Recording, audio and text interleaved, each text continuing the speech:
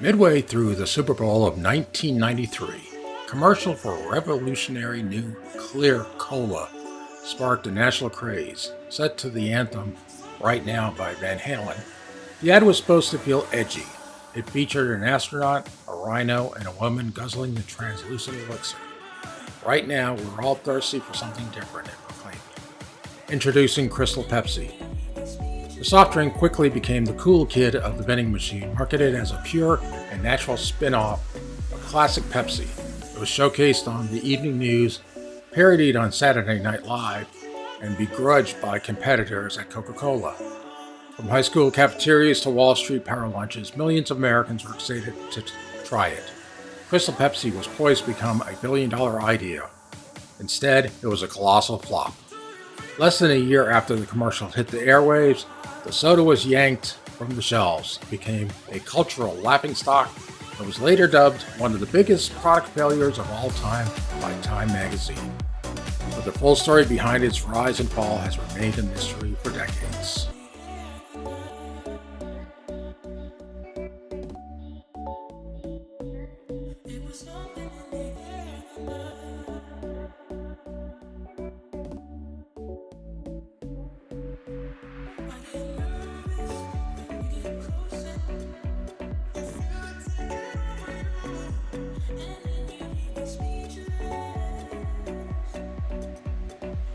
Pepsi released its vibrantly colored Pepsi Blue soda in 2002, with a younger audience specifically in mind.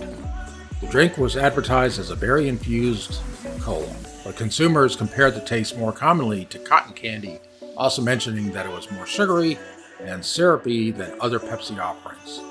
The most controversial part of the drink wasn't the flavor, however, it was the color. The fluorescent blue was obviously not natural. It was actually created using blue 1A synthetic dye that is banned in some other countries and commonly thought to be harmful among the health community.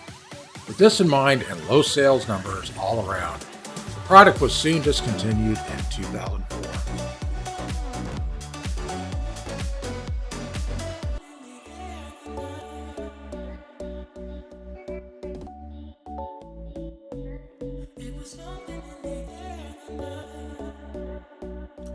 And our last Pepsi product didn't have a commercial for it.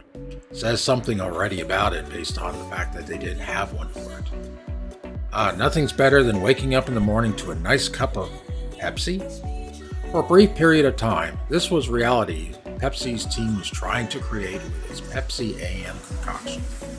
The company got the idea after learning from market research that morning soda consumption was on the rise. So in the late 1980s, the beverage was born with 25% more caffeine compared to normal Pepsi and an overall smoother taste, according to a Pepsi spokesman. Unfortunately, for some consumers, smoother really translated to flat, and the soda did not take off in the Midwest market where it was tested. Maybe for morning pop drinkers, their routine of normal Pepsi was perfectly satisfactory. A classic example of if it ain't broke, don't fix it.